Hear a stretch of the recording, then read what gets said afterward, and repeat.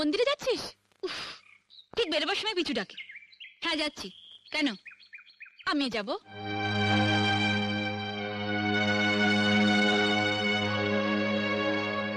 এইভাবে যাবে? এই পোশাকে?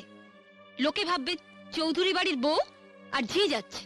মানে আমার এই শাড়িটার দাম 2000 টাকা, আর তুমি এরকম একটা সস্তার শাড়ি পরে মন্দিরে যাবে, তাও আবার আমার সাথে? তোমার মান সম্মান না থাকতে পারে, কিন্তু আমার আছে। ও এই কথা। তুই দাঁড়া, আমি এক্ষুনি শাড়িটা বদলে আসছি। এটা ধর।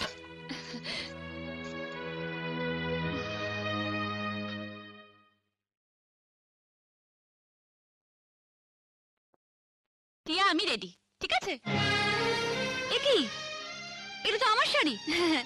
তুমি পরেছো, তোমার লজ্জা করছে না? বলো, দামি শাড়ি পরার যখন অতই শখ, নিজের বরকে বলো না কিনে দিতে। সে মুহূর্ত নেই। ভিখারি কোথাকার। কি বলছিস তুই টিয়া?